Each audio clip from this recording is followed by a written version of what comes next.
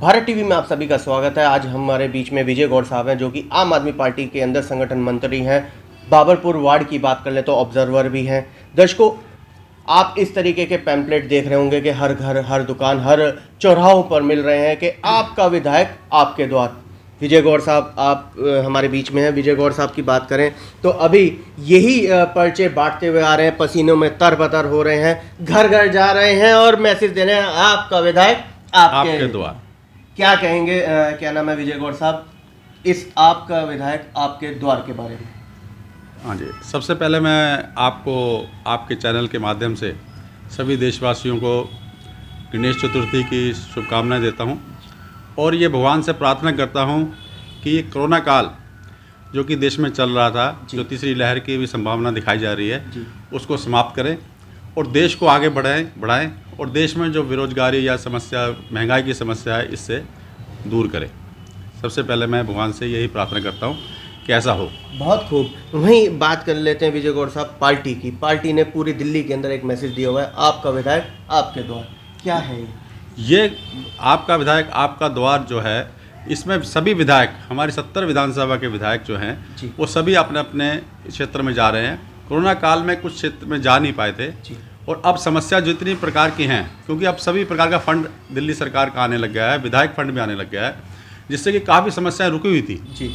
लोगों की गलियां नहीं बन रही थी, सड़कें नहीं बन रही थी, पानी की समस्या थी, कोई भी समस्या अब इससे विधायक फंड आने से ये पूरी हो जाएगी। अब मंत्री जी हमारे जो गोपाल राय जी हमारी बाबरपुर विधानसभा के सब जगह जाकर यही बता रहे हैं कि भाई आपको किसी भी प्रकार की समस्या है, वो पहले प्रायोरिटी के तौर पर, जैसे पहले किसी की जरूरत ज़्यादा है तो उसको सॉल्व करते हुए फिर हम आगे बढ़ेंगे। कैसा रिस्पांस मिल रहा है? जनता आ रही है इस सभा के अंदर? जनता इतनी आ रही है कि हमें कुर्सियाँ जो कुर्सियाँ कम पड़ रही है और लोगों का इतना समूह आ जाता है कि हमें प्रोटोकॉल थोड़ा सा दिक्कत आ जाती है करने के लिए, लेकिन फिर भी हम उसको प्रोटोकॉल को पालन कर रहे हैं, कोरोना प्रोटोकॉल का, जिससे कि लोगों की सारी समस्याएं सॉल्व हों, सभी की बात मंत्री तक पहुँचे, यही हम वहाँ पे कोशिश करते हैं। गौड़ साहब, वहीं विपक्ष की अगर हम बात कर लें, उनका सीधा सीधा ये कहना है कि उस चुनाव के समय ही विधायक जनता के बीच में नजर आते हैं, उससे पहले कहाँ?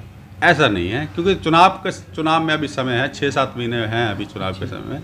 और मंत्री जी गोपाल राय जी का तो शुरू से ये रहा, मैंने आपको पहले बताया, कोरोना काल थोड़ा सा ऐसा सिस्टम चला कि कोई भी मंत्री, कोई भी किसी के कोई बुला के राजी नहीं था। भाई हम भी एक सिंपल इंसान है, लेकिन हम भी किसी अपने रिश्तेदार को नहीं बुलाया, ना हम किसी रिश्तेदार के गए, तो हम कैसे कोई मंत्री जी को अपने पास बुला लेगा जब मंत्री जी एक सभा को संबोधित कर देंगे? बिल्कुल। तो ये तो विपक्ष की जो बातें है वो तो होती है, लेकिन हम ये भी देखते हैं कि विपक्ष में हम भी कहीं हैं, जो यदि इनकी सत्ता है तो ये भी अपने कितने जनता में गए हैं, ये भी मंत्री जी की बात कर ले तो आज कहाँ? आज मंत्री जी 2 जगह पे आ रहे हैं। एक तो हमारे अर्वाचीन मंडल पे आ रहे हैं, जहाँ पे गली नंबर 4 में वो आएंगे, और एक हमारे ज्योति नगर में आ रहे हैं।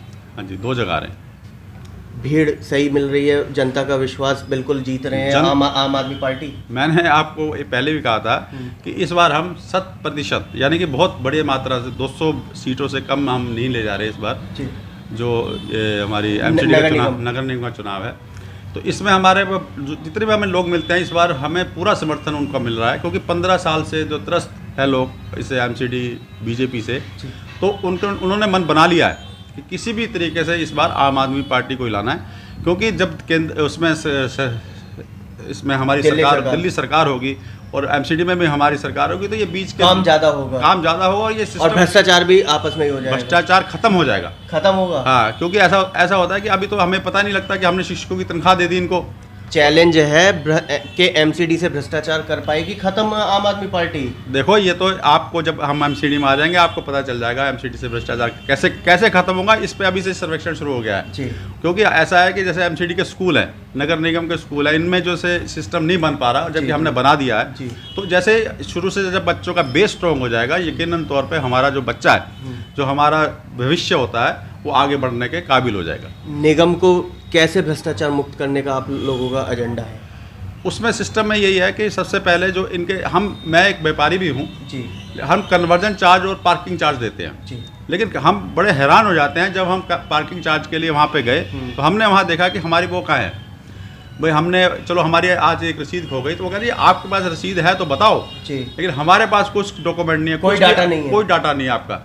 तो इस तरह से का भ्रष्टाचार, ये पैसे खा जाते हैं और व्यापारी उसको पार्किंग दिए हुए, लाखों रुपए दिए हुए कम से कम 2-2 साल हो गए, और हमने कई बार इनका दरवाज़ा खटखटाया, लेकिन इनके कान पे जू नहीं रेंगती, क्योंकि ये पैसा खा चुके हैं उसका, और फिर भी इनके पास पैसे नहीं होते। तो हम ये बात पूछना चाहते हैं कि इस प्रकार की जितना भी भ्रष्टाचार है सारे समाप्त हो जाएंगे, शिक्षकों को अपनी समय पर तनख्वाह मिलेगी, बच्चों को अच्छी पढ़ाई मिलेगी, नालियों की सफाई होगी, और जो नालों को कोई दिक्कत आ रही है, अभी जो पानी वानी का भराव चल रहा है, इनसे टकराव की वजह से ये सब समाप्त हो जाएगा। विजय गौड़ साहब, चुनाव में तो खैर 2022 में ज़्यादा लंबा समय बचा नहीं है, क्या क्या चीज़ फ्री देने वाले हैं जनता को नगर निगम में?